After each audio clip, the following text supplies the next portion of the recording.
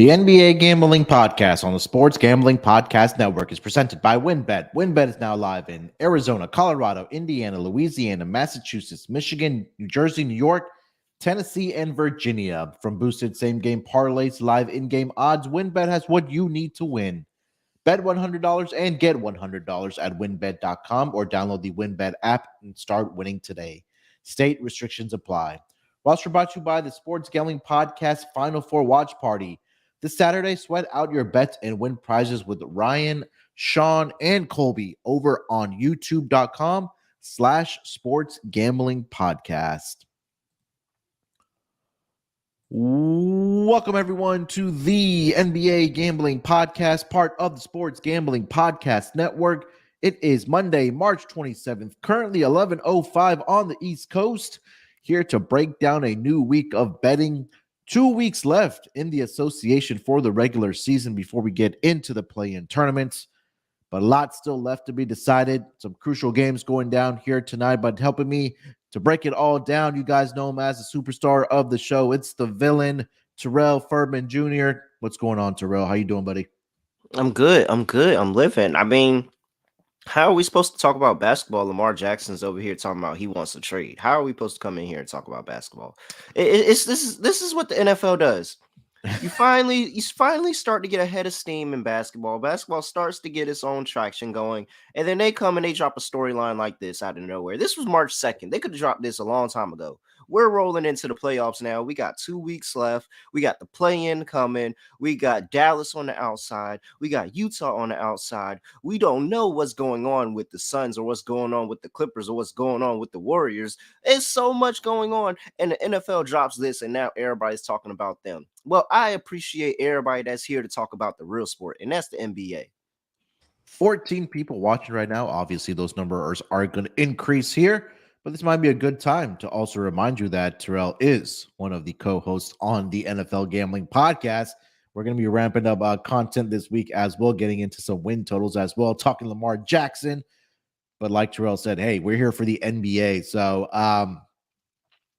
7 days a week now, Terrell. How'd you guys do yesterday on the picks? Oh no, it was terrible. I hate weekend picks. It's because weekend is hard, man. I'll be honest. Yeah, weekend. I got crushed. That's why I was never like really tripping for the long part to do weekend shows. But I understand why you would want weekend shows. Like you want different perspectives and stuff like that. And I enjoy doing the weekend shows. But like weekend bets are definitely hard, especially when college basketball, college football going on, because like so much of my attention goes there first, and then I got to go figure out what's going on, somewhere else.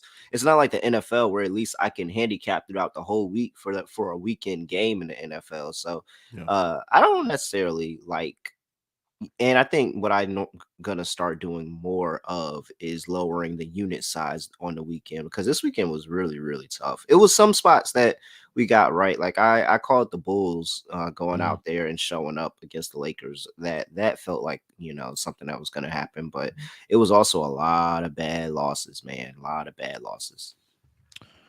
Yeah, there was obviously Dallas dropping both games against Charlotte. They lost again yesterday against the Charlotte Hornets. Did the Dallas Mavericks. Pretty much almost the same script of what kind of transpired in that game in Dallas. I believe it was on Friday. Charlotte just got out to a great lead.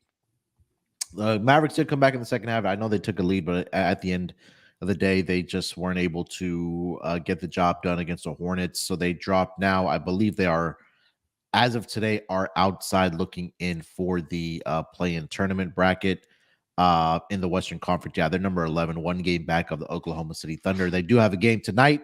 I just don't know how you're supposed to win when you get out-rebounded 58-37. Like, how do you win the game? PJ Washington had double-double. Mark Williams had 15 and 16. I don't understand how you expect to win the game when you're getting out-rebounded like that. And honestly, like, everybody's blaming Jason Kidd, and I get why you're blaming Jason Kidd, but it's just they don't – like, it's the personnel of the team. Yeah, I just think the personnel of the team is not good. And when their three-point shot isn't hitting, well, guess what? They're not going to win games, guys. Yeah.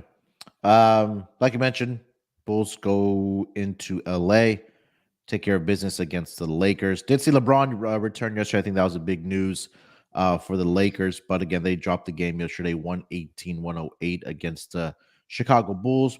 Doesn't hurt the Lakers too much. They're still right there in the 7 to 10 range. But again, that's going to change every single day. We'll keep an eye on it for sure. But anything else from yesterday, Terrell, before we dive into the Monday games?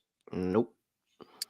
All right, before we get into the games here for the Monday schedule, let me tell everyone about our presenting sponsor. That is WinBet. WinBet is the official online sportsbook of the Sports Gambling Podcast Network. WinBet is now active in Massachusetts and tons of other states. Be on the lookout for the WinBet Win Hour each Thursday from 5 to 6 p.m. Eastern Time. And during WinBet Win Hour, marquee games of the week will have better odds on WinBet, giving you a larger payout opportunity. And we are on to the Final Four. There's so many ways to bet on the big dance. Sign up today to receive a special offer, bet 100 and get 100. Limited state availability. And of course, for our DGens only, if you hit the biggest long shot parlay of the week, you get $1,000 free credit. There's so much to choose from. All you have to do is head over to winbet.com or download the WinBet app. Offers to change terms and conditions at winbet.com. Must be 21 years or older and present. And say replay through WinBet is available. If you or someone you know has a gambling problem, call 1-800-522-4700. And if you're looking out to hang out with Sean and Brian at Stadium Swim and watch the biggest golf tournament in the world, you can win a 3-night stay at Circa Las Vegas to hang out with the guys. The contest is completely free to enter. Just go to sportsgamblingpodcast.com/golf party. And if you don't win the contest, you can still get a discount on a room using promo code SGP15. And the Final Four watch party is going virtual. Hang out with the guys on their YouTube channel for the entire Saturday of the Final Four action, live bets, prize giveaways, and much more. Subscribe to youtube.com/sports gambling podcast and tune in on Saturday. All right, Terrell, let's get into the schedule here tonight. First game on the board, like we just talked about, is going to be the Dallas Mavericks. They are headed to Indiana to take on the Pacers. Currently, the Pacers are a 1-point favorite. This line opened up in favor, actually, of Dallas, but that line has now flipped to -1. Total opened up at 236. That is currently sitting at 234. Looking at the injury report for both of these teams, like I mentioned, Dallas did play yesterday, so they haven't submitted one just yet. But for the Indiana Pacers, Tyrese Halliburton, Miles Turner are both questionable, and Chris Duarte is out tonight with left ankle soreness. Terrell, Pacers laying one here against the Dallas Mavericks, going up against their former head coach, Rick Carlisle. What are you thinking about this game? I mean, if there was ever a better time for a good matchup for the Dallas Mavericks, it was now. Even though, the Pacers still are probably going to kill them on the boards. That's just something that they're not going to get behind. But if you make every shot, you don't got to worry about, them getting rebounds. And the Pacers have the last place defense over the past 5 games, giving up the most points over the past 5 games. It's not good whatsoever. And so if there's ever a team that has lost 2 straight, extremely offensive dependent, like completely offensive dependent. And if they hit their shots, they're going to win the game. If there was ever a team for them to play and to get a win against, it is the Indiana Pacers, who can't defend anything at all whatsoever. So I understand why the Pacers are laying the point after what we just saw over the course of the weekend with Dallas Mavericks, and the fact that they're on and back-to-back playing in this game and traveling up to Indiana, playing the former coach, all that. However, at some point, they do have to hit do or die mode, right? I felt like that was yesterday where I absolutely got killed because I bet on them again, the Mavericks. But you're right. I think, Charlotte. I mean, we didn't mention this about Charlotte, is that they've been one of the better defensive teams since All-Star break, which we really haven't really talked about. I know we've mentioned it, but Pacers, like you mentioned, now we're dead last as far as defensive rating. Yeah.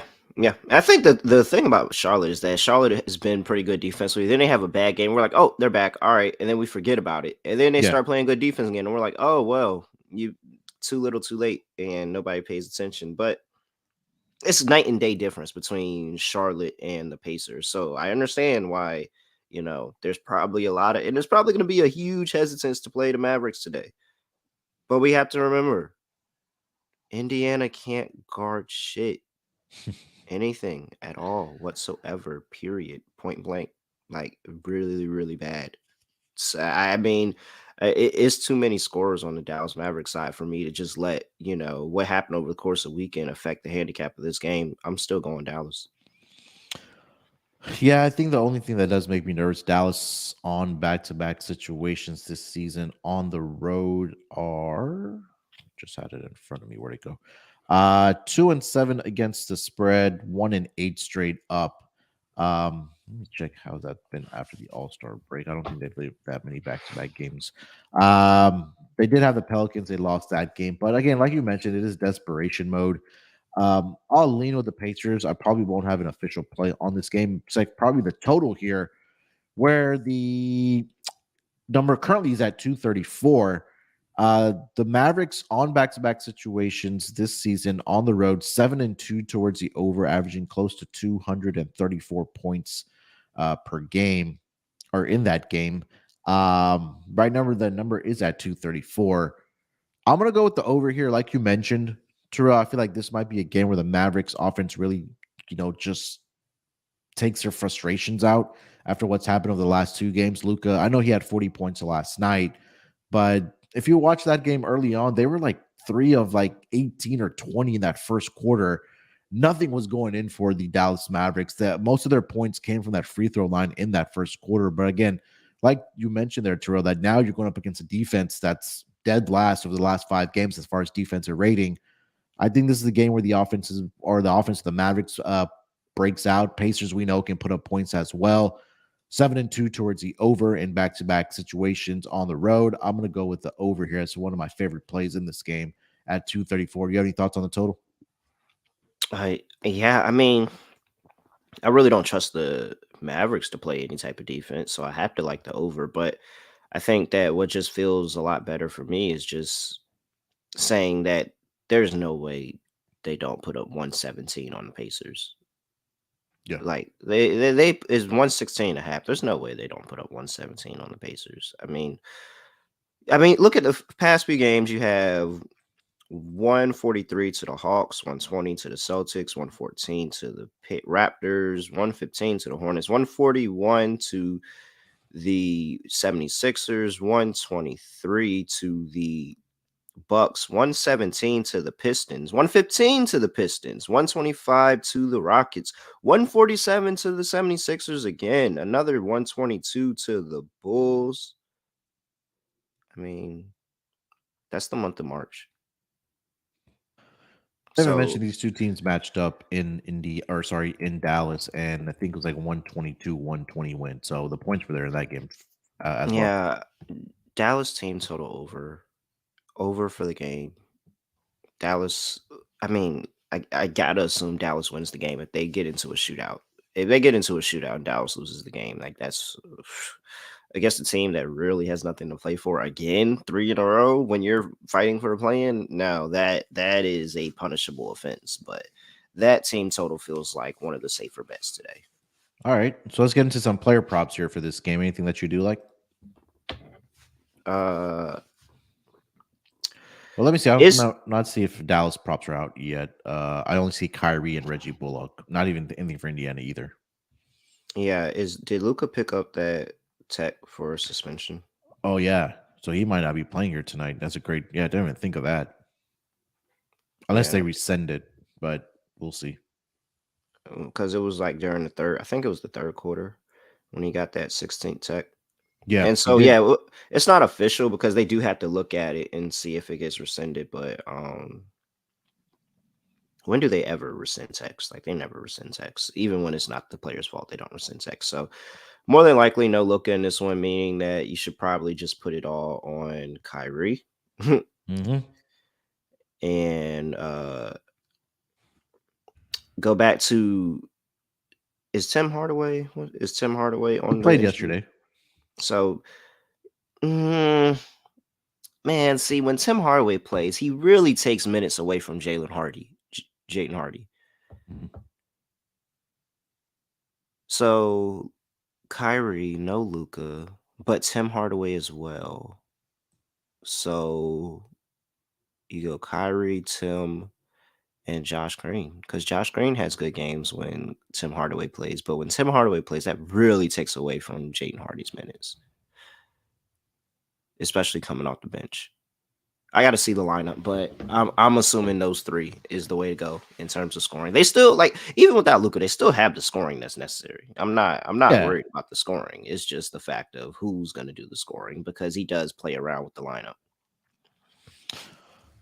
Trying to look up the pace number because I feel like they play a little faster um, without Luca in the lineup and when Kyrie is in there.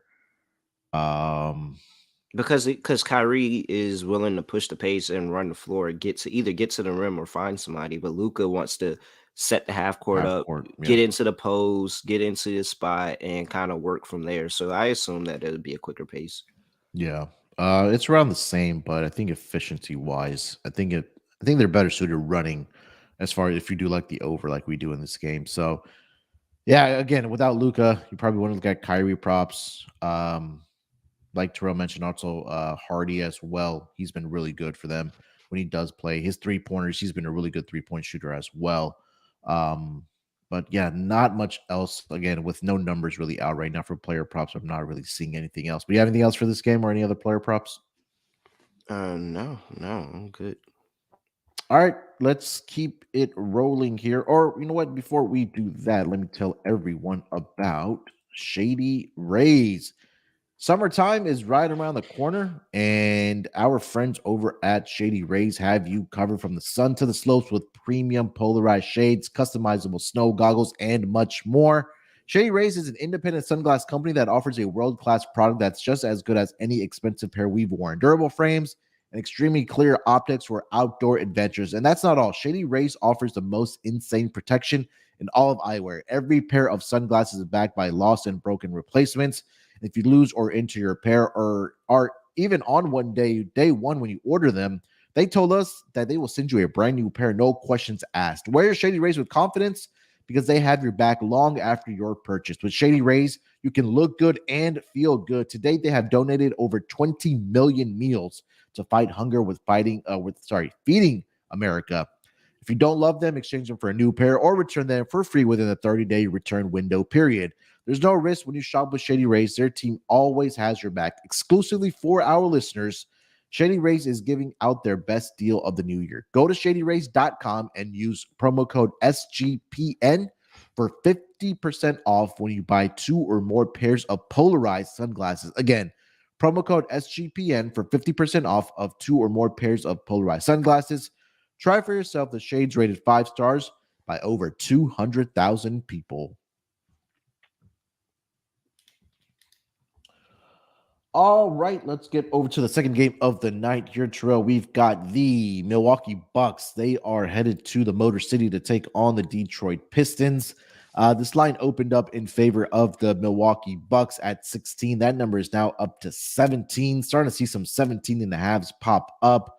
Total opened up at 232. That number is up to 233 at most books. Looking at the injury report for both of these teams, start with the road team, the Bucks here. Only player that is out is Myers Leonard, Goran Dragic, Jay Crowder, and Giannis are all probable. For the Detroit Pistons, questionable tags on Corey Joseph and Rodney McGruger. Isaiah Stewart is out. Hamidou Diallo is out. Bojan Bogdanovic is out. And Alec Burks. So Bogdanovic, Burks, Diallo, and Stewart all out here tonight for the Detroit Pistons. Terrell, Milwaukee laying 17 and a half. Let's go 17 and a half as consensus now in the Motor City on the road here. I think Milwaukee's actually covered 17 and a half in the last three meetings yeah, I think they've covered 17 and a half in the last three meetings in Detroit. Last two. I think they've just been crushing like bad teams. I mean, I don't know how Detroit's supposed to keep up in this game. Normally I can talk myself into taking Detroit in a bunch of points against almost pretty much anybody, but Milwaukee just even when they're fully healthy, Milwaukee just kind of beats the shit out of them. Like you had the one win, maybe it was that last year. I think it was last year, but like, and it was a close game in Milwaukee this season. I remember that one. We was on Detroit in that one, I think. But yeah, guys, I can't do it this time. I don't know if I can do it this time with just the state of Detroit, and they're just letting the young guys get some experience, really. Yeah. And I they bury this team when they're fully healthy and they have their best players available, and they don't even have that. And Killian Hayes is still getting extended minutes, so I'm just gonna go ahead and just say my now. Here's where I think I want to play it though, and I think we played a -5.5 in the first quarter Yeah. because Dwayne Casey has gone on the record saying that they're a terrible first quarter team, and that you know if they were going into a playoff hunt or a push or anything like that, he probably would have made some adjustments to make sure that they play better in the first quarter. Mhm. However, since they have nothing to play for, he said he wants to get these guys some extended minutes and if really evaluate them towards the end of the season. So he hasn't made any adjustments to making them a better first quarter team and just kind of letting them figure it out. And with this, I see Milwaukee trying to get in and out of this game relatively quickly, especially after Saturday. Saturday, especially after Saturday in Denver. They're back Mhm. down from elevation after 2 games at elevation. Legs probably feel a lot fresher. Probably you got a day of rest because you played back to back games at elevation. So that day of rest was really, really good. And you probably feeling pretty fresh. I'm gonna just take Milwaukee in the first quarter -5.5. I think they can go ahead and be up by 10 in the first quarter. The first play I made this morning was Bucks first quarter -5.5, and the team total over 31.5 for everything that you just mentioned there, right? I feel like this is gonna be something similar that we saw what they did in Utah, where they just came out in 3 quarters and took care of business Hmm. um in that game and then gave the starters the fourth quarter off. But you take a look at what's kind of transpired between these two teams so far this season. They have, let's see, the Bucks have won 150 to 130, 116 to 91, and then there was a closer game back in October uh 31st where the Bucks only won by 2 points. But they don't play with their food with the Bucks, and that's what I like about this team. Like, they'll go out and take care of business, whether it's in the first quarter, second quarter, or by the third quarter. It's a 20 to 25 plus margin against some of these weaker opponents in the association. So I like the first quarter. If you want to bet first half as well, you could see a possibility where the Pistons backdoor it in the final couple minutes there if it's like a 20-point game and they end up winning by 15 or something like that. But I think you probably want to look at the Bucks early in this game. I know we've talked a lot about it's very difficult to lay that many points against with any team, especially on the road. At what, 17 and a half right now. So I think both Terrell and I agree here about first quarter. I'm on the first half, and I'm taking both team totals as well for the Milwaukee Bucks. It's 31 and a half for the first quarter, and the first half is at 62 right now. So I do like that. Let's go over to the total here, Terrell. 233 between the Bucks and the Pistons. You have any thoughts on that? I mean, do we expect the Pistons to score any points against the Bucks today? Uh, I don't want anything to do with the full game of this total. I think that I just want to play this game early. If I had to go it's really, do we expect the Bucks to let off the gas and let them score some points towards the end of the game? And I think everybody's expecting like at least 130 on Milwaukee's side.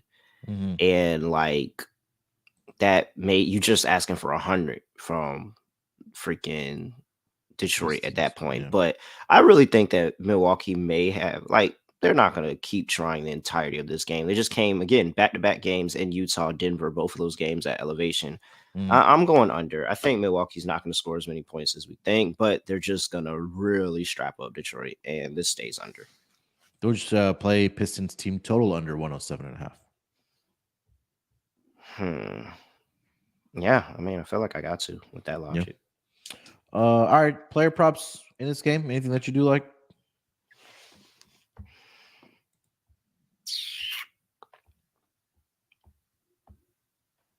Who can we play on the Bucks bench? Let's see. Don't Hmm. have any bench numbers up there. Let's think. I Grayson mean, Allen, it can maybe. do about. I mean, Grayson Allen starts though, I feel like but I mean, uh, but the starters are gonna are. I say you take first quarter lines on the starters. some type of Come on, Giannis at 7.5 in the first quarter. What are we doing? yeah, like okay, Giannis 7.5. That makes sense. And then we wait for the bench props, and we get down on Bobby Portis. We get down on shoot, Trey Crowder probably is. If Trey Crowder plays, he probably threes is probably at like 1.5. Javon Carter, maybe. Yeah, like something like that. Because honestly and truly, who is taking this game serious? Well, let me see who played a lot of minutes off that bench against Utah. Grayson Allen, well, he came out in that first quarter. He scored 25. I think he like the first 3-pointers or first 3-3-pointers. Bobby only played 22 minutes. Wes Matthews, 23 minutes. He only played two. He only had 2 points in that game. No, they're not even going to put Joe Ingles out there either. I think Bobby Injury. Portis maybe rebounds. He played I mean, 22 minutes, 8 I can rebounds. always talk myself into a Bobby Portis double double, like very, very easily. Yeah. And it's the fact that they lower his line because he's coming off the bench and all this other stuff. I can always talk myself into a Bobby Portis double double. Okay. I don't hate that. So we just got news Buddy Hield illness now listed out Monday for the Pacers. Wow, that line is about to flip to Dallas being a favorite on the road. Yeah, it hasn't moved yet, but let's see. We'll keep an eye on it. All right, anything else for this game? No, I'm good.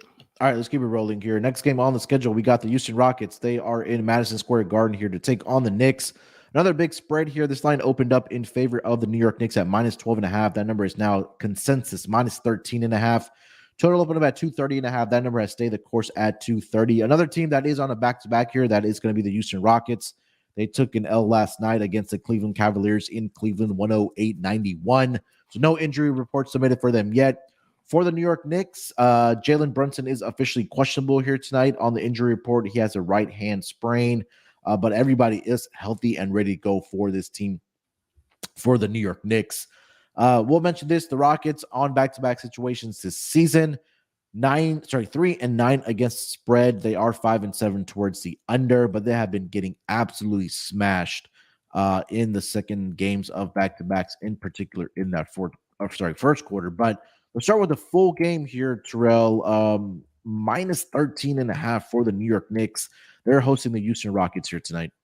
I mean, I just feel like we just do a first quarter parlay with the Knicks and the Bucks. Bucks, yeah. Yeah, just a 2-team first quarter parlay. Lay to 5.5 with the Bucks, lay to 4.5 with the Knicks, because it's just night and day. Like, it's literally night and day difference between these teams in the last 5 games. In almost every single offensive category, the Knicks are top 10, lowest top 12 in the NBA. And in every single category, the Rockets are towards the bottom of the league. In pretty much every single category: rebounding, points per game, field goal percentage, 3-point percentage, like all of that. So it's just, I don't think that this is the matchup for the Rockets. I just want to take the Knicks early and get out, avoid any late game heroics, avoid anybody really, really feeling themselves in the Garden, because who knows? Freaking My next question was going to be who's going to turn into Michael Jordan. I mean, it could be Josh Christopher coming off the bench. It could be freaking Jashawn Tate, who hasn't played all season. He could just magically get the fountain of life and come into the Garden. And it could be anybody. So, let's just go ahead and get in and out with the money very, very quickly with these games. Rockets on back-to-backs on the road this season, 0-6 straight up, 1-5 against the spread. They are getting outscored of a final score of 126-109. First quarter margin, like we talked about here, Terrell, 30. They're getting outscored 34-24 in those situations. So another game where, yeah, you're right. Look at first quarter. Even if you want to go first half, they're giving up an average about 65 points per game in the first half in back-to-back situations on the road, and they're getting outscored by 13 points in that first half. And we know Knicks have been one of the better teams this season in the first half. So fresher legs, rest advantage for the New York Knicks here tonight, not opposed to full game. I'm sorry, I'm not opposed to the first quarter or first half because we've seen too many times this season, Terrell, where Knicks have just squandered the lead in the second half and they let teams either come back and win outright or cover their numbers. So, like And Terrell in the said, past 3 games, they've been really bad to yeah, starting the game. They matter of fact, let me just go ahead and get the actual number. But with in the Minnesota game, they were down super duper early in that first quarter. I think it was 20-point lead in the first quarter in that Minnesota game. yeah, yeah, you're And right. so I believe they're 0-3 in the one. Well, 1-2. So they must have. I think that actually they covered that. Was it the Miami game that they covered the first quarter? But down really early to Minnesota, down really early to Orlando, end up losing the Miami game. This is a spot where they come out and say, "Let's have a good first quarter and let's go ahead and get out of here with a win, guys." Yeah, so I think this is another game where the big spread, get on that first quarter, first half. I'm going to play the Knicks first quarter team total over 32. Um, First quarter number, like Terrell mentioned, is at -4.5. But also like the team total in the first half for the Knicks at 63 as well. So again, not very good for the Rock. So yeah, for the Rockets on back-to-back situations on the road so far this season. Um, Full game total here is sitting at 230 here, Terrell. Any thoughts on that? I think I'm feeling the same way as.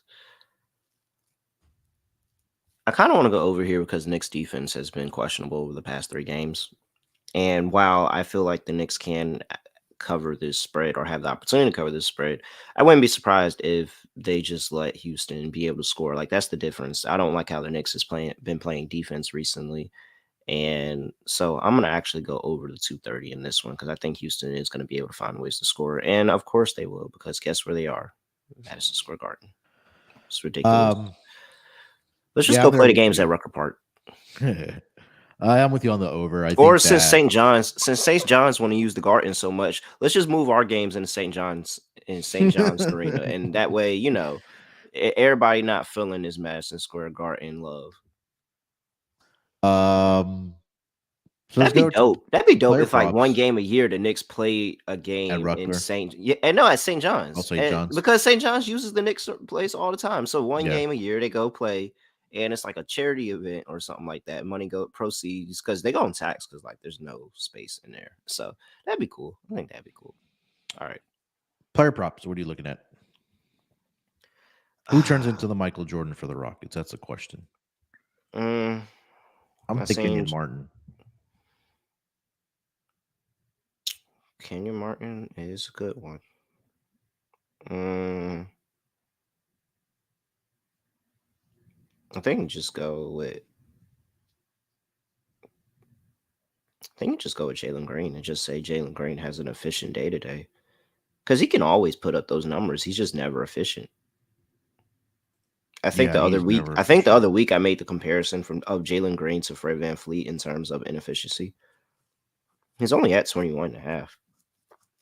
Yeah, I don't hate it. Um, Yeah, I think it's Jay Jalen Sean Green. Tate last year had a double double in New York, 11 points, 10 rebounds.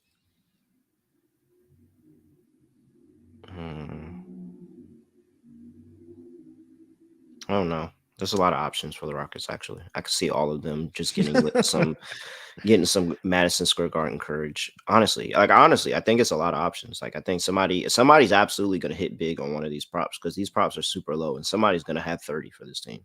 Torian Prince esque, 7 of 7 from 3 point. I wonder, it might just be Jabari. As this was going to happen.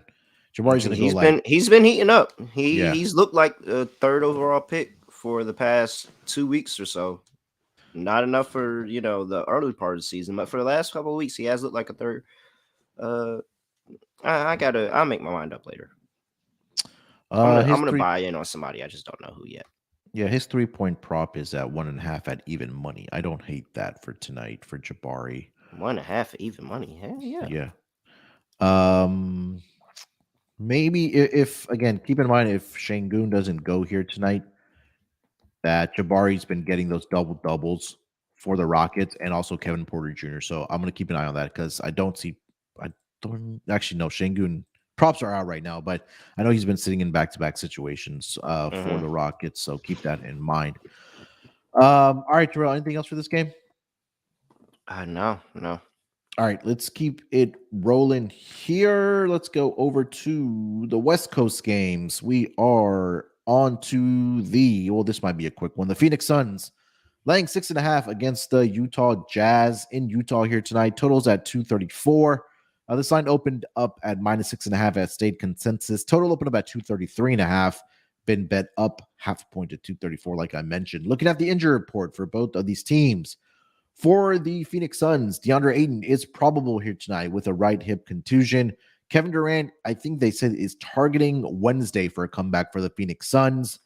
For the Utah Jazz, Jordan Clarkson, Rudy Gay, and Colin Sexton are all out. Laurie Bird, aka Laurie Markkinen, is officially questionable here tonight for the Utah Jazz. Terrell, we just sticking to the rule here. Yeah, why would we switch? Because they won one game. We're gonna start betting the Suns because it's two rules in this one. Are we really gonna start betting the Suns without KD because they won one game? Yeah. Are we being No. serious? Oh, and Philly on a back to back. And B, you heard how MB said he was exhausted, felt super sluggish at the end of that, blah blah. I What are we at? So what does that make them? 2-6 straight ups without KD after KD joined the team, and Let me see. 1-7 ATS. That's what it sounds like. Yeah, I Yeah. think that's right. 2-6 straight up, 1-7 with the 8 games after KD rolled his ankle. So, and mindful on the other side, you have Utah as a dog who is 28-11-1 as a dog. 27-11-1, something like that. Yeah, wow, super hard decision here, and I'm getting 6.5 points. Wow, yeah, I have no idea what to do here at all. I am really struggling with this one. Wow. I think that I'm just gonna lean into the Utah Jazz. It just seems like a lot of points, guys. I don't know if I can trust the Suns and what they're doing, but the Suns do. They've been to their finals before, and they traded for KD. KD is out, but they traded for him. So, uh, maybe we might have to come on, like, be fucking for real. It's Utah plus 6.5. Utah sprinkle on the money line at home, fighting for the play in. The Suns riding high off of one win. Like, come on. We let's not think too hard about this. I mean, yeah, you're not getting an argument for me. 10-2 as home underdogs are the Utah Jazz this season. Let's not overthink it, like Terrell said. So let's get over to the total here, Terrell. That He number said has salt. moved. No, we're not salt baying on the Utah Jazz money line. I'm pretty heavy on Utah Jazz money line today. Yeah, no, we're Especially if spring. Laurie plays. If Laurie plays, like, they are going to win this game if Laurie plays. They are going to win this game if Laurie plays. I will say that. I feel like I saw a note yesterday. I'll try to dig that up on Laurie if he was going to play here tonight or not. But officially questionable right now. But why don't you take us into the total? I'll try to find more news on Laurie if he's playing here tonight for sure or not. Oh, well, total sitting here at, what do we have this total at? 234. And I understand why they went up 3.5 points because Utah really not good defensively. But I think that this is a spot where their offense can just kind of take over. They can settle in back at home, settle in. They've gotten some really, really good home wins throughout this stretch. Really tough losses, but some really, really good home wins against Boston, against the Kings, and against, Boston and the Kings. So I think that they can make it another here, especially after getting run out the gym on their home floor last time out by Milwaukee. I like game to go over. Give me a Utah team total over because they're catching 6.5 points. So we're getting a better number for the Utah Jazz on that team total. That What is that number at? The team total for Jazz? Yeah, Give me a second. I got it right here. Okay. Utah's team total is 113.5 for tonight. Yeah, I'm just not a buyer in this Suns team without Kevin Durant. And it's because, again, we talked about it. They trade all their pieces away. So they really, really, really struggling. Last few games for the Suns, they gave up that 105 to Philly.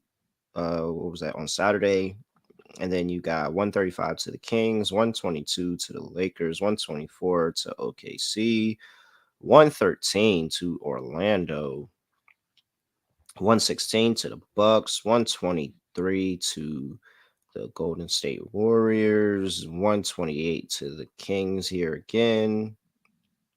So what was the number I said it was? 113.5. So they only did Yeah. not. So only one team didn't get to that number. Well, two teams, I lied, because you have Philly. So two teams didn't get to that number. Philly and Orlando. When Orlando scored 113, I will take my chances with the Jazz team total over 113.5.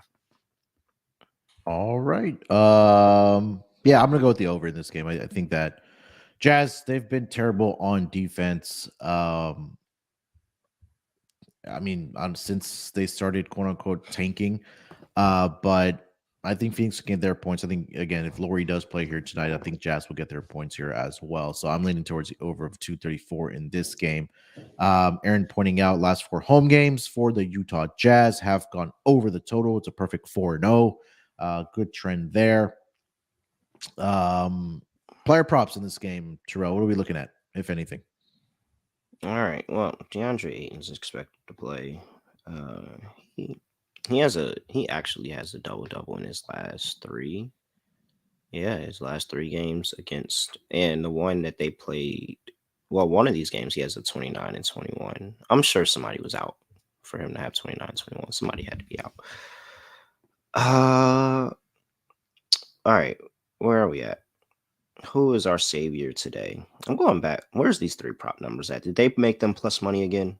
For Yep. Kelly Olynyk is plus 122 for 1.5, and Abaji is plus 145 for over 2.5. So let's get back down on the 3-point props for those two. Going to need a big game by then, especially if Laurie cannot go in this game. Then especially that. I think Walker Kessler is going to take on the DeAndre Ayton matchup, especially with Ayton first game back. So I think that he's going to have a pretty solid game in him. I can buy into his over 10.5 rebounds today and him just staying over the floor.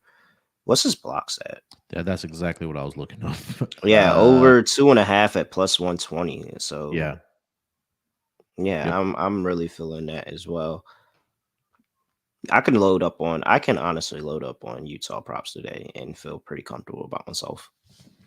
Yeah, if Flory doesn't play here tonight, I'm definitely going to be on PRA for Kelly Olynyk. Maybe sprinkle a little bit on double and triple double for Kelly Olynyk here tonight without him in the lineup. Again, keep in mind that he is questionable right now. Is Laurie Markkinen? That last game that you were mentioning, there's no Chris Paul. Devin Booker did play in that game. It was Bridges, Booker, Ayton, Payne, and Torrey Craig that started against Utah. Where Phoenix won that game by 1. Devin Booker actually had 11 rebounds in that game as well. So, yeah, I'll probably look at Devin Booker here tonight on his points prop. I feel like he's been pretty good against the Utah Jazz. Trying to pull up his game log. Let's see. So he had 27 in the last matchup. But prior to that, here, Terrell, he had 49, 33, 30, 43, 33, 31, and 35. So I think it might be a good Devin Booker night. He is currently sitting at, for his points prop, 30.5. So I think it's a little baked in at minus 135. So I mean, if you want to ladder that up to 35 or even possibly 40, I think again, if we expect points to be had in this game, I think they'll definitely come from Devin Booker for the Phoenix Suns. Anything else for this game, Terrell? DeAndre Ayton is back. So do we just ladder Chris Paul's assist? Chris Paul's been getting it done, man. I mean, he's got his big man. He's He's got his big man back, and he doesn't have to worry about trash Bismack Biyombo not finishing at the rim. Yeah, that's like four. That's like 4 or 5 assists to DeAndre Ayton easy on a pick and roll. Honestly, especially trying to get Walker Kessler out of the paint and catch a matchup. I'm back. Let's ladder Chris Paul assists today. He could have like a 14 assists day, and I wouldn't be surprised. Do you see what the number is, Ryan? It's probably 10.5, isn't it? It's at 9.5, So he minus had 115. 16. He hasn't played them this season, but last year he had 16, a 5 assist game, and then 13 assist game as well. Prior to that, 9, 9, 8. So yeah, I can see definitely getting into double digits here tonight for CP3. Anything else? No. Oh well, Torian Craig has a block in 7 straight games. Yeah, Jared pointing that out. To Craig with a block. Let me see what his number's at for Minus blocks. 150. For one block is minus 150. Mm-hmm. All right. If you want to parlay that with Walker Kessler, maybe those are turning some pretty good odds there. But yeah, that's a great stat there. 7 straight. Maybe put that with Pat Bev, like an open parlay if your books allows it. But yeah. All right. Okay, so we'll break it here from part one. First 4 games in the books. Still 4 more games to discuss for the Monday night schedule. So we'll break it here for part one. Again, definitely check out part 2 for the final 4 games on the Monday schedule.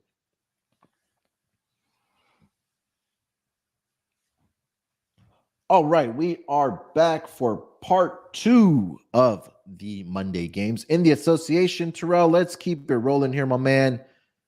Probably the game of the night, or is probably the game of the night, is the Philadelphia 76ers. They are in the Mile High City to take on the Denver Nuggets. Currently, the line is sitting at 5.5. It opened up at 5.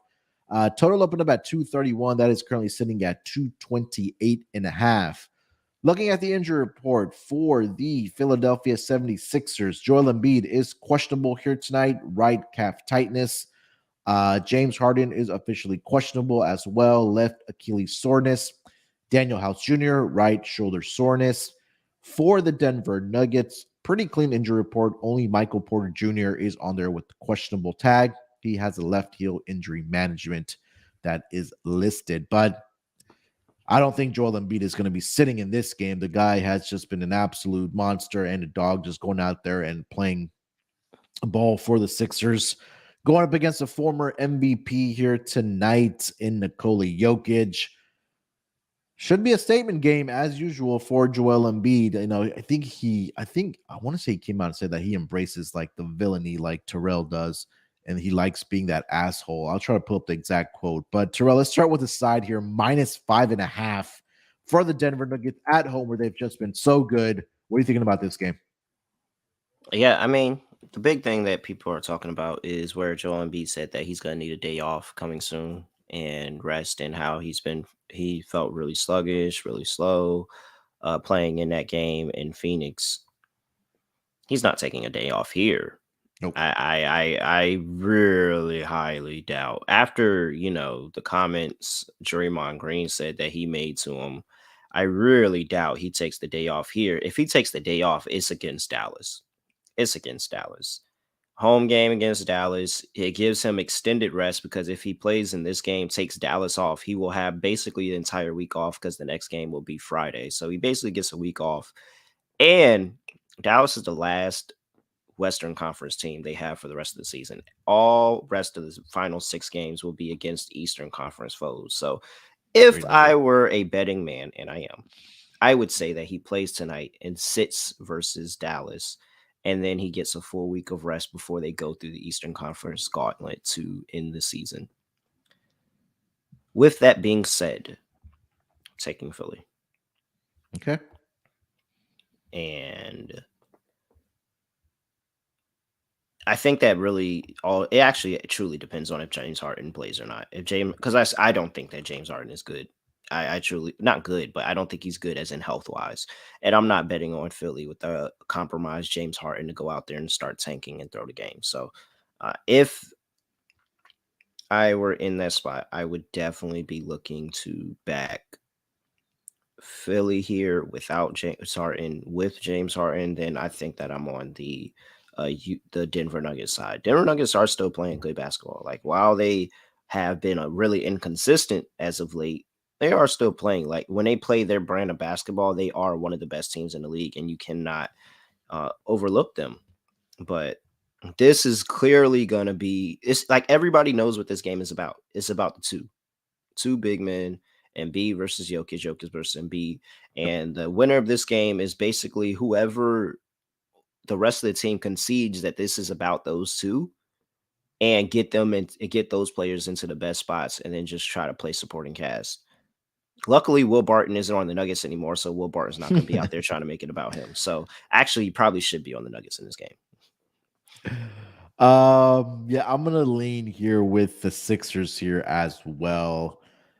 I feel like 5.5 is a stretch. So I mean, the line against the Bucks was -3, but the Bucks again, they were in that situation where they had played in Utah, the second game in elevation. They kept it close in the first half, but then I think the Denver Nuggets pulled away in that second half. Maybe that's where the tired legs and the heavy breathing caught up to the Milwaukee Bucks in that game. But for the Sixers, I think that this is again we know the narrative going into this game: Jokic versus Embiid, and Embiid probably wants to make a statement here, but I think this is a lot of or not a lot. Yeah, I think it's outside of 2 possessions or outside of 4 points. I'm gonna take the Sixers here. I know in non-con or on the road this season, the Sixers are 20-17 against the spread, 23-14 straight up. Non-conference games, it does drop off a little bit for the Philadelphia 76ers, where they are only 6-8 against the spread. But again, I think this is going to be a matchup where, again, like we mentioned, Joel Embiid was going to step up in this game. He dropped 40 plus points in his last matchup against the Denver Nuggets. This was back in January. He dropped 47 points, 18 rebounds in that contest. So I know Denver has been the best team at home this season, where they are 23-13-1 against the spread, 21-13-1 as a home favorite. I think that Harden does play here tonight as well. But again, I think I'm not touching Philly if James Harden's playing right now. no. I'll just go ahead and say that I'm not touching Philly if James Harden's playing right now. I Okay. cannot get by. I have to wait and see what James Harden looks like before I agree to bet Philly and James Harden's in the game again, because he looked really, really bad when it was something clearly wrong with him. Yeah. So I know Doc Rivers came out and said that he could have played Friday, or it was a possibility for Friday, but a Monday was more than likely for Harden. But only reason I say that, if Harden does play here tonight, I would probably get on his assist, because I just feel like they're going to be just feeding Joel Embiid all night. But as far as side, give me the Sixers plus the 5.5 as well. Total in this game, Terrell, anything that you like on the total? 228.5. I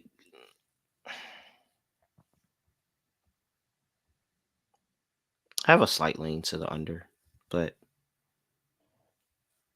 I could honestly see it going either way. yeah, that's what I'm saying. Yeah, like I can I see a don't lot really of have a play. points. Yeah. Yeah, I can see it or I can see it, they slowing the game down and playing it through the bigs, and that slow pace really drives that total down. So, because both of these teams like to play slow. Denver's been what's that, bottom five of pace in the last 5 games, if not the last. I thought they were last at one point. Let me see. I'm looking it up. So yeah, in terms of pace in the past 5 games, the Denver Nuggets are bottom five. It looks like. Hold on, it's refreshing. Here I There we got it. go. Yeah, so Yeah. bottom five in terms of pace, 26. Philly right there at 25. So Yep. incredibly slow pace game. They're gonna play it in the half court, and Phil. I will say I like Philly's half court defense better than Denver. So that's Mhm. another reason to like Philly. Slow pace, playing out the half court. I expect for Denver just to give up more in that situation. So yeah, plus 5.5 for Philly. Give me the under 228 in a slow paced half court game. Yeah, the game back in January ended up with a 126-119 final. But both teams shot above 50% from the floor, and Sixers hit 18 of 35 3-point attempts for 51.4%. Denver, not too bad from the 3-point line either, 41.2%. The both teams combined for 32 3-point makes in that game back in January. Where transition over to player props here. in that game. Terrell, like I mentioned, Joel Embiid, 47 points, 18 rebounds in that contest. What are you expecting from Embiid here tonight? Man. Let's get it. Can I get an early line on Embiid just to go off really, really early in the game? I feel like it's going to be all about him for the first quarter. Yeah, I don't see any player props listed for the Sixers yet, just because we could mention that there are going to be there are I see questionable some people tags. that have I see some people that have Joel Embiid listed at 35.5. That is Yeah, I wouldn't be insane. surprised. That is insane. Yeah, you're right. 35 and a half. Yeah, I see that. And so you have that. Uh I'm I'm trying to talk myself into Jamal Murray assist today. He's been crushing it. Low. Let's see. Last 5 games, Jamal Murray is averaging 8.2 assists per game. He's had at least 8 or more assists in 4 of the last 5 games. The one game he did was against the Knicks, where he only had 6, where he scored 25 in that game. Yeah, it's like I said, at some point, everybody in both locker rooms outside of Joel Embiid and Nikola Jokic have to concede the fact that this game is truly just about these two people, no matter what the coaches say, no matter what you're trying to sit there and say, no, it's a team thing. All right, this game is about these two. It's clearly about these two. And you're going to feed your guy, and you're going to like this game is essentially this game for a lot of voters is going to determine who they decide to go with for the MVP. And I just see everybody completely buying into that narrative tonight. It seems like such a chalk narrative, but I just see people completely buying in. So yeah, I'm getting 6.5 at plus 109, and he's been averaging 8 plus over the past 5. I like Jamal Murray assist today. Just for reference, for the MVP odds as of right now, Embiid is minus 150, Nikola Jokic plus 180, and then Giannis is at plus 450. So yeah, again, if we see a huge game from Embiid like he had in that earlier matchup, like I mentioned, where he went off for 47 points and 18 rebounds, by tomorrow morning or right after the game, Terrell, we could see a possibility where he's back up to like minus 300 to win the MVP. I was mentioning before, he did an interview with The Athletic, did Joel Embiid, and he says in quotations, I'll be the bad guy. I like being the asshole anyway. I like being the underdog. He's talking about the MVP race. Man, why Joel Embiid out there talking like me? Hey, did you just read a Embiid quote, or was that me on the podcast a few weeks ago? Why you sound like me? My boy, hey, I'm telling you, people they be trying to act like they don't listen to this podcast. People be listening to this podcast because we can go back in time. There was the Whisper song when I came up here and I did the Whisper song, and then next thing you know, Chris Canny's doing the Whisper song on the 4-Letter Network. I answered my dad's call on air, talking with Sean, answer my dad's call on air. Next thing you know, Adam Schefter's answering the call on air. Now Joel Embiid's doing all. I'm just trying to tell you, people be listening to the show, man. Hey, they do. And I've had conversations with some of those people. I know they be listening. They done passed a couple. Hey, this was good. You should probably try to fit this into your segment. Like, people be listening to the show. Anything else as far as player props? No, I'm good in this one. Let's move on. All right, next game on the board, we have the Minnesota Timberwolves. They are headed to the West Coast to are on the West Coast after they played the Warriors last night. They are going to play Sacramento here tonight. This line is currently sitting at -4 in favor of the Sacramento Kings. Total is opened up at 244.5. That number has been bet down all the way to 239.5. Has been dropping even more to 238.5 for the total. Looking at the injury report for Sacramento, the only questionable tag is De'Aaron Fox with the right hamstring soreness. Like we mentioned, Minnesota played last night against the Golden State Warriors, got the victory against them. Warriors were just so bad turning that ball over in the game against the Minnesota Timberwolves last night. It's really what cost them the game down the stretch. But did see the return of Cat. Terrell, let's start with the side -4 here for the for the Sacramento Kings hosting the Minnesota Timberwolves. What are you thinking? I'm scared. I'm scared because do we have to bet Minnesota? I mean, really, like, does anybody trust the Kings in the fourth quarter without De'Aaron Fox? Seriously, it's like a very valid question. If De'Aaron Fox doesn't play in this game, I think you have to bet Minnesota. Let's see here. So without De'Aaron Fox in the lineup, I'm trying to see the fourth quarter numbers here. I mean, I can just tell you from what I see that what I saw, especially in what was the game, not last game, but the game before that, when he went down against Phoenix. Phoenix gave that game away because the Kings could not do anything offensively, like at all whatsoever. Like Harrison Barnes was down there trying to take the last shot in the fourth quarter. And granted, he did make the shot, so they ended up winning the game and keeping, what they were doing. But like, are we really, really, really trusting Harrison Barnes in 2023 in the fourth quarter of this game where the Timberwolves have just found ways to close out games for the last two games? I don't know. And then if you trust the Kings, then you probably just want to go early then, right? If you think that if I would love to go early, I would not want to take my chances anymore, because if I see that the Kings are winning at halftime and I have a full game spread, I'm going to be a little bit nervous. And then you just think about, we talked about how bad the Dallas Mavericks are. We talked about how bad that the Pacers are. We talked about how bad the Rockets are and how bad all these, even the Jazz. We talked about how bad all these teams are defensively.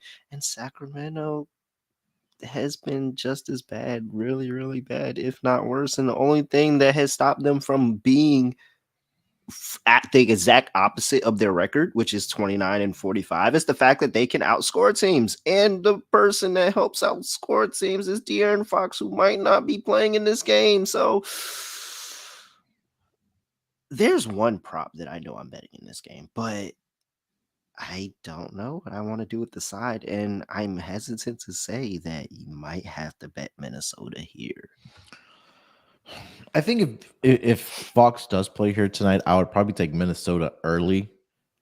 There was a drought yesterday where they went without a basket for like 8 minutes, but they were looking really good early on against the Warriors and forcing turnovers and things like that. Look, they've won 3 in a row here.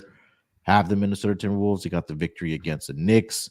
They got a victory against Atlanta. And like we mentioned, Golden State last night.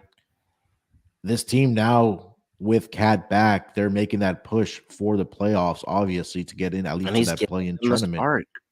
He's given them a spark. Yeah, and he's been clutch down the stretch. Look, he hit that 3 last night. He hit the 2 free throws against Atlanta.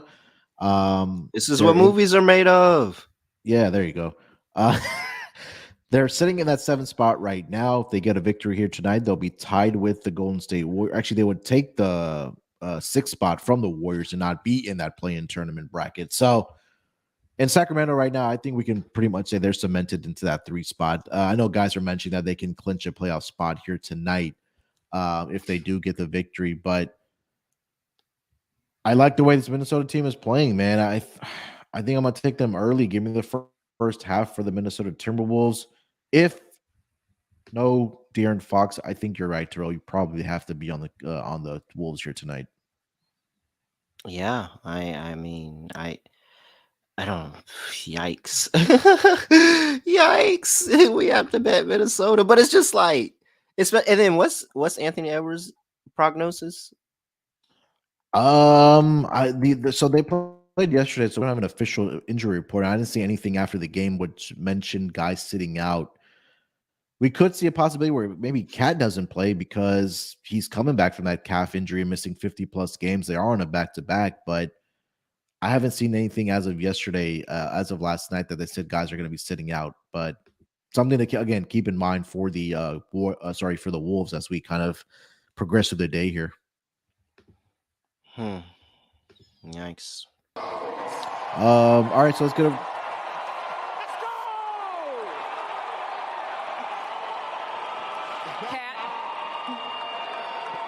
This is what movies is made of. This is what movies This is what movies is made This of. is what 4 movies months are away, made I come of. back, 2 free throws. Don't worry about it. I got that.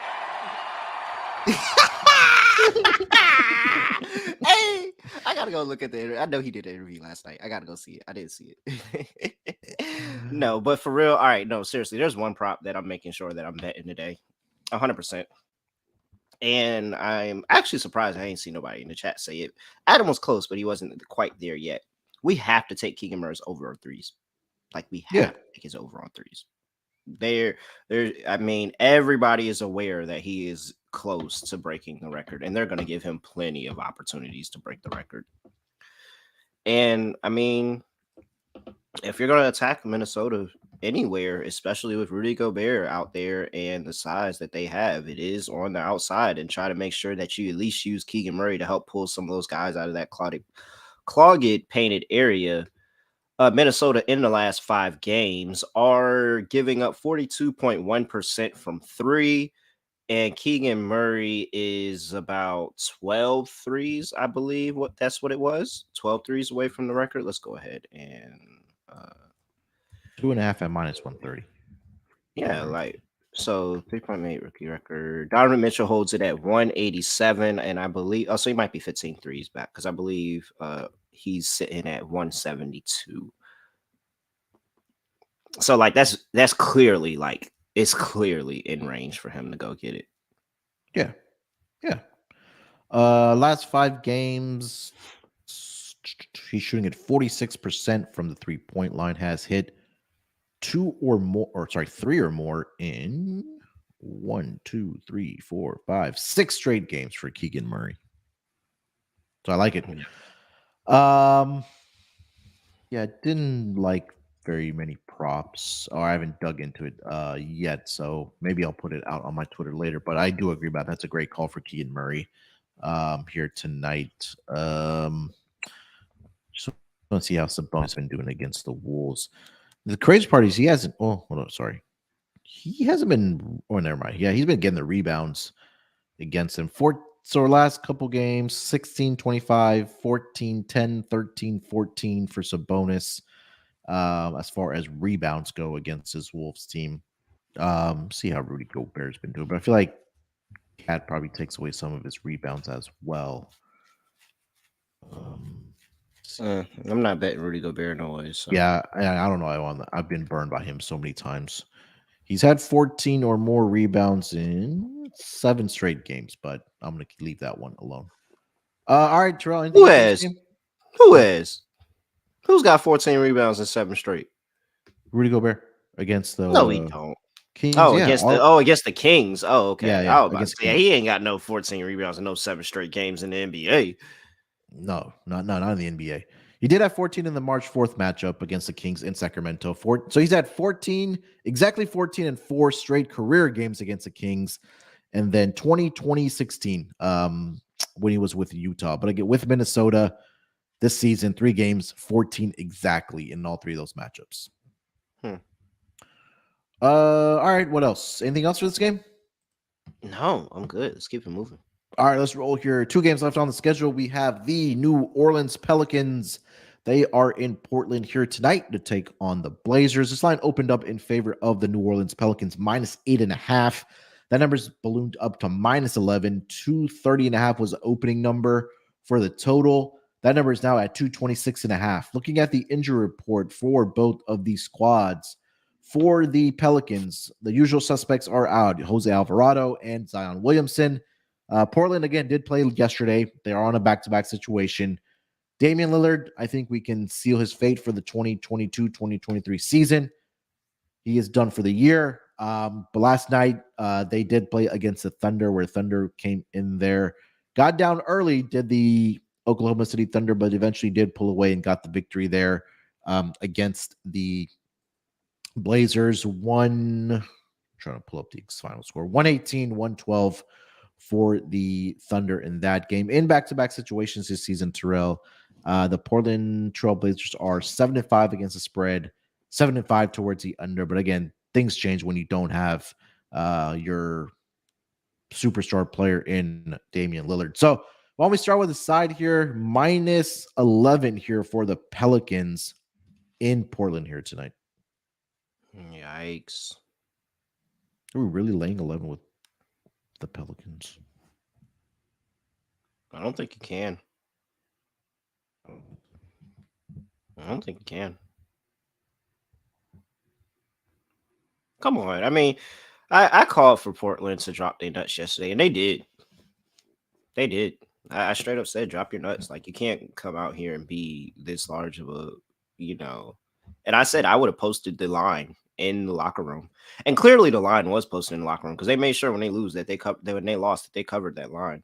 I mean, I wasn't bold enough to stick with my guns and just go ahead and say that, hey, Portland has some young guys that can hoop in Shady and Sharp and in Cam Reddish, and there's like a little, like, at this point, it's not like you're playing guys, you're not playing the best team in the league. You're playing guys that are 500 or worse. Like, they're fighting for a play-in because they suck. Yep. It's not like they're not fighting for a 1 seed or 2 seed. They're fighting for a play-in because they suck. You just suck worse. So your amount of suck is not that much of their amount of suck for you to be double-digit underdogs like this. I'm gonna call it again. Drop your nuts. Like, drop your nuts. I just don't see how you can. I'm not laying 11 points with the freaking New Orleans Pelicans on the road. I'm not. This is terrible. I'm just trying to figure out who I want to back that's not named Shea and Sharp. It might be Nazir Little, but I'm trying to figure out who I want to back not named Shady and Sharp. So the Pelicans have won 2 out of the 3 matchups this season against the Blazers. They won 127-110, then 121-110, both earlier this season. Earlier this month, March 1st and then March 12th, about 2 weeks ago. And again, we talked about this on the Thursday pod, is that the Pelicans have just been beating up on like lesser opponents. When they're playing teams that are above 500 or better, they've been absolute shit. But since in the month of March, they've beat Portland twice, like I just mentioned. They lost to the Rockets, but then they won that second game of that back-to-back little mini series that we've talked about. They beat San Antonio, they beat Charlotte, and then they beat the Clippers after that second game without Paul George. But I think this is a game for the Pelicans that they probably know that they have to get here tonight, because you look at their schedule for the next rest of the season here, Terrell. After tonight, they go to San Francisco to play the Warriors. They go to Denver. They have the Clippers at home. They have the Kings at home. They have the Memphis Grizzlies at home. They have New York at home, and then they end the season against Minnesota. So if they want to get into this play-in tournament or be in that bracket, I think they have to come out here and take care of business. Now, I'm not sure if they cover this number, but I don't know. I think that if we saw yesterday that the Blazers got out to that lead in the first half or the first quarter. If we see something similar, then I think you live bet the Pelicans at that point. So I think you get a better number live with the Pelicans. Yeah, I'm looking for a first half line with the Pelicans. Let me see. Oh well, I know it's 6.5, but that's what I would. Oh, that's what you're looking for. Yeah, okay. I would go for a first half line.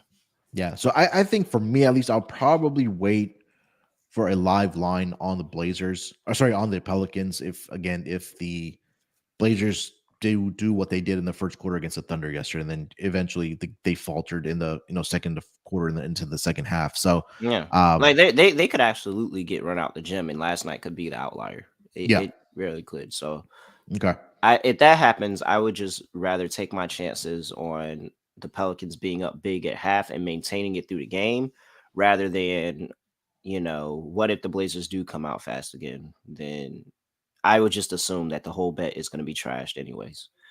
Yeah. All right. So let's get over to the total here, 226.5. What are you thinking about that?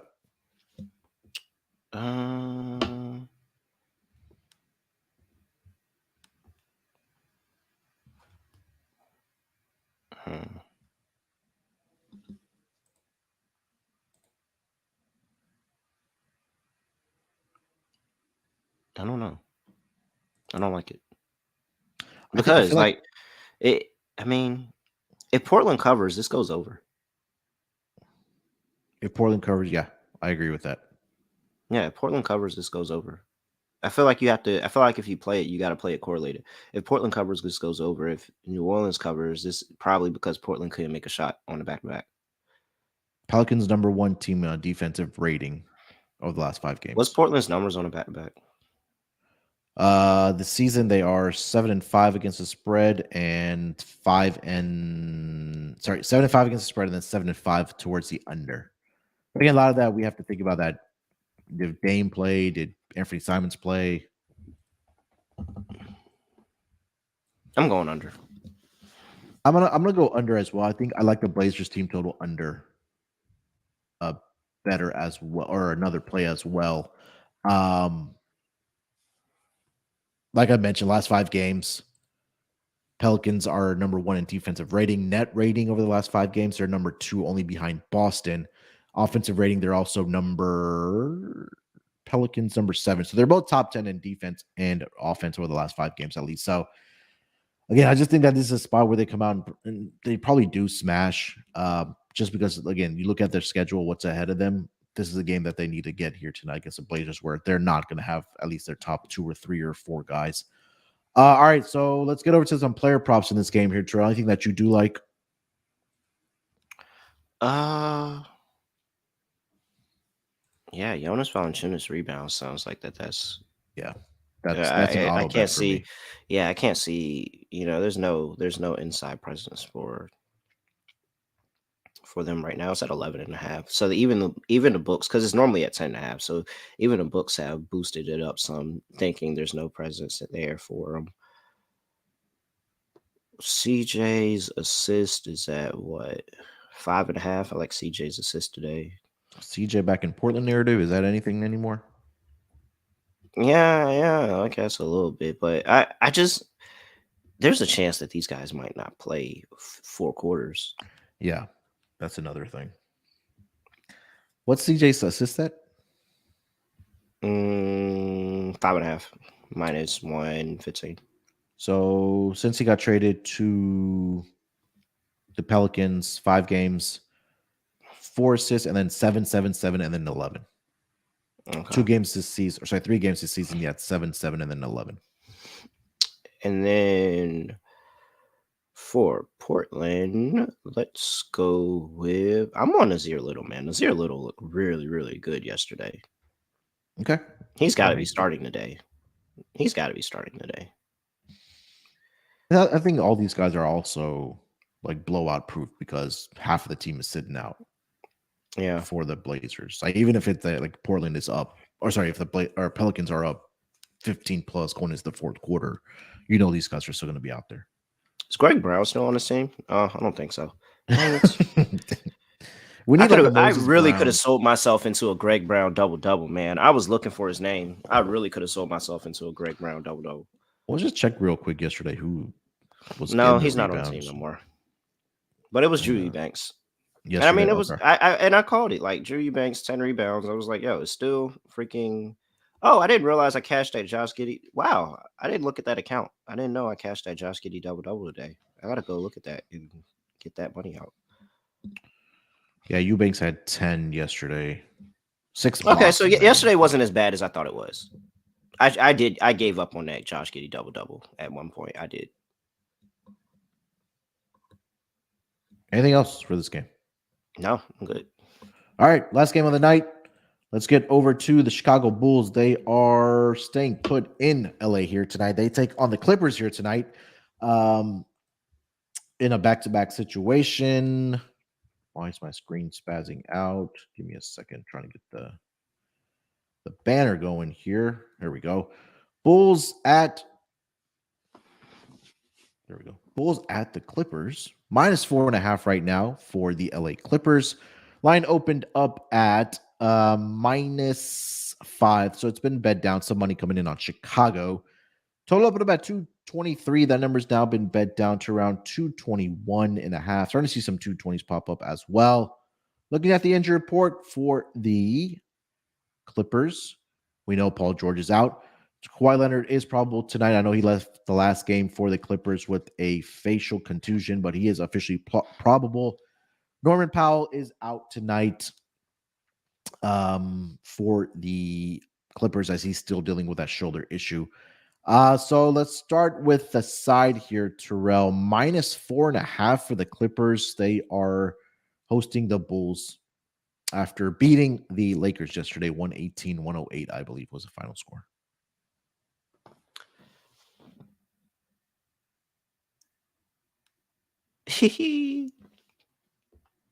So I did not expect to see 80% of the money on the Bulls when I woke up this morning. That is one thing I wasn't expecting. I wasn't also expecting to see 80% of the money on the Bulls and the line staying at 4.5. That was another thing I wasn't expecting. So just, Vegas shark that I am, Vegas insider that I am, odds maker, bookmaker that I'm not, but I think I am, just tells me that there's something that is pushing me already to Clippers -4.5. Just thinking that, oh, well, they had a great game against the Lakers. It's the same animosity towards the Clippers. They're gonna go have a good game against the Clippers, but I think that the Clippers kind of can give them a game in this one. One, they don't have somebody. They don't have the issue of people playing and messing up the what's the word thing that I'm trying to say? Messing up the flow of the team The rhythm because of their flow, players yeah. never play. Their players never play, so it doesn't matter. You don't have to worry about LeBron coming off the bench and messing things up because you're not expecting Paul George to come out here. Norman Powell's not going to come out here. All these people that are supposed to play are not going to play because it's the Clippers. So, I mean, I'm looking at Kawhi Leonard. I think Kawhi Leonard has a really good game, even though how much better the Bulls have been defensively. I don't think that they have an answer for Kawhi Leonard. I'm very curious on the inside matchup between Vucevic and Zubac/Plumlee and how Vucevic is able to get his going, how able to get his offense going, especially after having a short day yesterday. He should be a little bit more Western. I might be looking at some Vucevic props today and him keeping his cool today as opposed to yesterday. But I mean, I think that this is ultimate. It feels like kind of a letdown spot for the Bulls playing this game right after playing the Clippers. Like it's always Lakers, Lakers, Lakers. You're focused on the Lakers, and while Patrick Beverly has the same animosity for the Clippers as he does the Lakers, it's still just the Clippers. And I feel like that you can overlook them, and it's easy to overlook them. And this could also be an inside job where Patrick Beverly says, let's keep the Lakers outside the playoffs, so let's give the Clippers the win. That's 100% not the narrative, but I'm just They have talking. the Lakers on deck on Wednesday at home. Who the Clippers do? The Bulls again Oh, they have the Lakers again on Wednesday in their building. And this is a sandwich spot between Lakers, Clippers, Lakers. Yeah, so they This is a they're Los in LA. Angeles sandwich. Yeah, but they go back home for the Lakers, so they have a But traveling it's a spot. Los Angeles sandwich. Yeah, it is. Then of course they lose to the Clippers in the middle. But and also you mentioned all the money is on this line opened up at -5 and then went down to -4.5.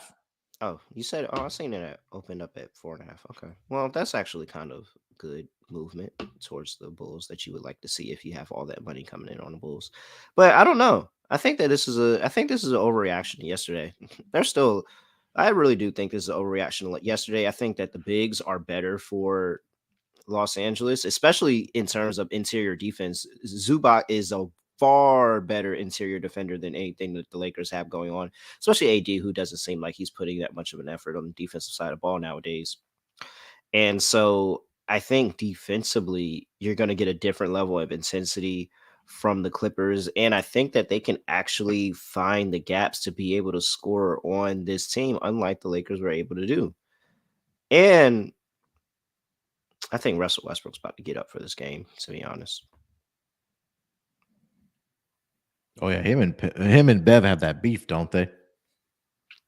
So one of the plays that I like today is Russell Westbrook over rebounds at 5.5 and just take that all the way up to 10. And because he's probably going to come down with like 3 or 4 offensive rebounds. And then the narrative is going to be best offensive rebounding point guard, like two guys that are arguing about two things that nobody cares about. Like two guys arguing about Yeah. something that nobody cares about, and it just feels like it feels like Russell Westbrook can have a really good day on the boards today because everybody's been playing that Pat Bev rebound prop recently. I'm sure they're going to be playing it tonight, and it's probably Russ who's rebounds, who goes crazy, especially with Paul George out of the lineup, Yeah. and that's just another quality rebounder that they lose. So yeah, my gut is just telling me to go Clippers here. Like it's just telling me that the Bulls are just not ready to play the Clippers, and it's that same spot of when you go and you have the back to back against LA teams, and you get up for the Lakers game, especially if the Lakers game's first. You get up for the Lakers game, you play it hard, you have the crazy energy for the Lakers game, and then you come to the Clippers game, and it's like, oh, I mean, it's all right, it's the Clippers, like it's okay. Is Zubac a better rim protector than AD? No, but AD isn't playing like he's a great rim protector right now. AD has not been putting the effort on any side of basketball at all. He's literally just kind of cruising to the playoffs. Yeah. I am so anti AD right now. Like it just doesn't look like he's trying to play basketball out there, and it looks like he's trying to stay healthy. That's what it looks like. Yeah. It looks like he's trying to That's a stay good healthy. point. And what is admirable, that is very, very admirable. But I can't bet you on that if you're trying to stay healthy. I'll come back in the playoffs when you're given 110%. All right. Yeah. So again, it makes sense, right? I think Chicago has been playing real good basketball. Again, I think it's a like you mentioned, the sandwich spot between these LA teams. You're probably coming. I mean, every player in that Bulls locker room got up for that game, from Zach LaVine to DeMar DeRozan to Patrick Beverly against his former team. Do you really care about the Clippers?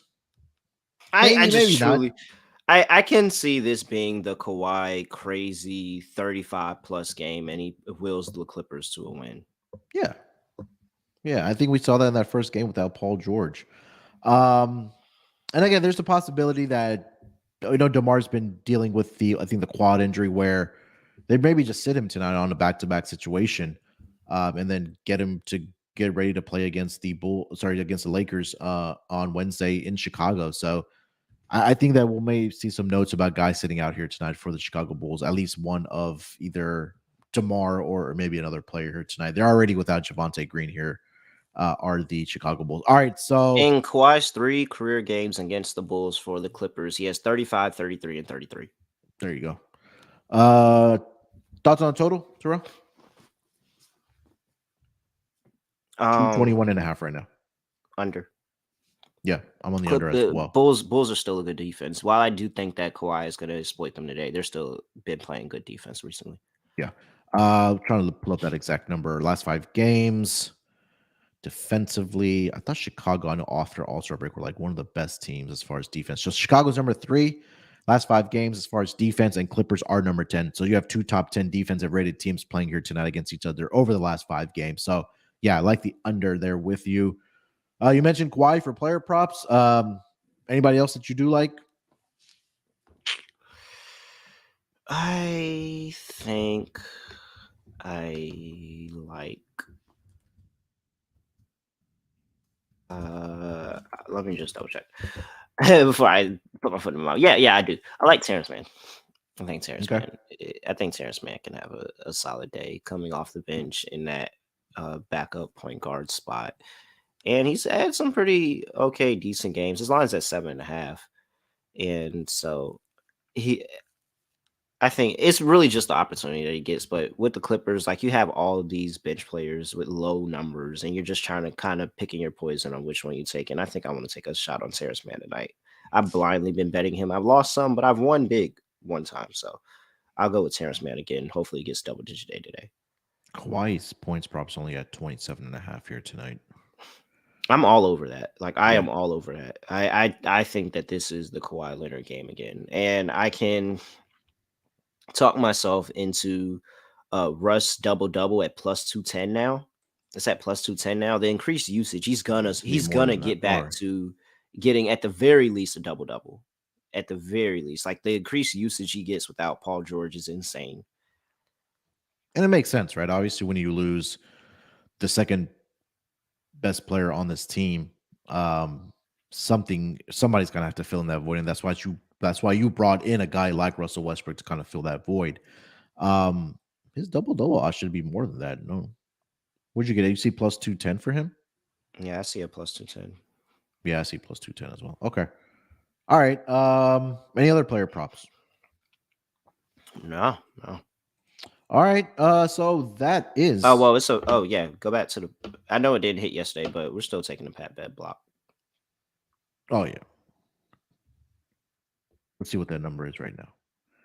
I need to put a block parlay together here tonight. Kessler. Who's the other guy that somebody had mentioned earlier as far as I seven think it was straight Craig. games? Yeah, Torrey Craig, and then you get Pat Bev to get a block here tonight. Don't see him listed yet. Minus 110. Oh, you do? Okay. Minus 110. Oh, there you go. Yeah. So yeah, there you go. We'll put a block parlay for you guys. Pat Bev over, Walker Kessler over 2.5, and then Torrey Craig over on his half. So I'll try to see if I can pull up the odds on that by the time we get out of here. All right, before we get into our lock and dog for tonight, let me tell everyone about Shady Rays. Summertime is right around the corner, and it's still cold in some parts of the world. I saw my cousin, he put up something on his Instagram that it's still 29 degrees out there in Utah where snow is falling. So with Shady Rays, you guys can still get polarized sunglasses and even snow goggles over at Shady Rays. They're an independent sunglasses company that offers a world-class product that's just as good as any expensive pair that we've worn. Durable frames and extremely clear optics for outdoor adventures. That's not all. Shady Rays offers the most insane protection in all of eyewear. Like I mentioned, every pair of sunglasses is backed by lost and broken replacements. If you lose or break your pair, even on day one, the day that you get them, they told us that they will send you a brand new pair for free, no questions asked. Wear Shady Rays with confidence because they have your back long after you make your purchase. And with Shady Rays, you can look good and feel good. Today, they have donated over 20 million. That's right. 20 million meals to fight hunger with Feeding America. And if you don't like them or if you don't think you look good in them, just exchange it for a new pair or return them for free within the 30-day return window period. There's no risk when you shop with Shady Rays. Their team always has your back. So, exclusively for our listeners, Shady Rays is giving away their best deal of the new year. Go to shadyrays.com and use promo code SGPN for 50% off of 2 or more pairs of polarized sunglasses. Again, using promo code SGPN, 50% off of 2 or more pairs of polarized sunglasses. Try for yourself the shades rated 5 stars by over 200,000 people. All right, Terrell, let's start this week off strong. Let's get into our lock and dog for tonight. You want me to lead off or you want to go? Your choice. Why don't you lead us off, man? All right. For my lock, let's go with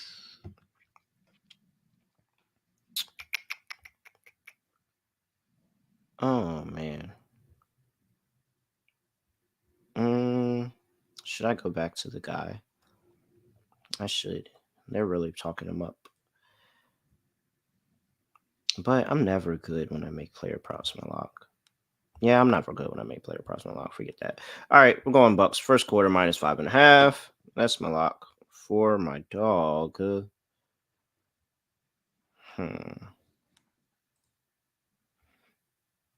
it ain't broke, don't try to fix it. Yeah. No, I don't like making Utah my dog because it's like I feel like that adds added pressure to them that we don't need. Everybody knows I'm betting. Everybody knows I'm betting Utah. I don't need to give out that pick. I need to tell somebody else, something else that I'm betting at plus money. And that will be that Russ double is kind of calling. I did hit Josh Giddey double yesterday. Let's go ahead and call it a Russ double. Yeah, 210. Russ double at 210. That's my dog. All right. All right. For my lock, I'm gonna go also with a first quarter. I'm gonna go Knicks first quarter team total over. I think I saw it at 32, and now WinBet is not cooperating with me, but yeah, I think it was at 32.5 for them. Like I mentioned, Rockets coming off of a back-to-back where they have not been very good on the road. Not going to dive into the numbers again. If you want to play the first quarter spread as well for the Knicks, I think you do that as well against this Rockets team. So Knicks first quarter, team total over 32.5, and then the spread is at 4.5. For my dog, let's see. There's not a lot. I mean, damn. Do we? No, I don't see that.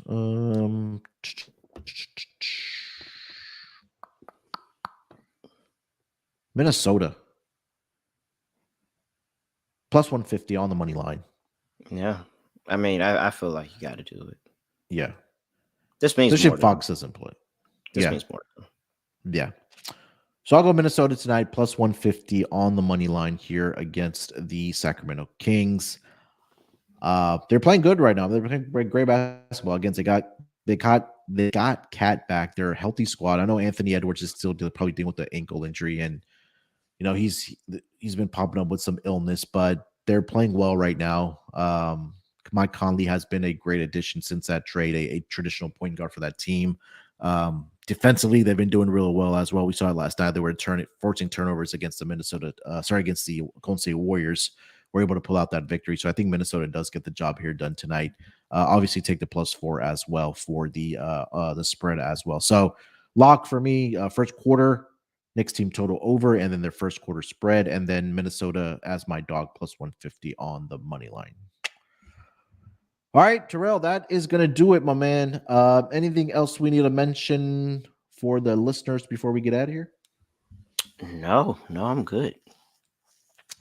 All right, so make sure, again, before you guys get out of here, to hit that like button for us on the stream. If you haven't already subscribed to the YouTube channel, go ahead and do that. Again, we are 7 days a week here on the NBA Gambling Podcast. If you haven't already, follow us on Twitter at SGPN NBA. Follow the villain on Twitter and Instagram at reallyreal__. Follow me on Twitter at SportsNerd824. We'll be back tomorrow as usual for the NBA Gambling Podcast. Let's get this week started off strong. Till then, good luck with your bets. Let's break these books off and let it ride.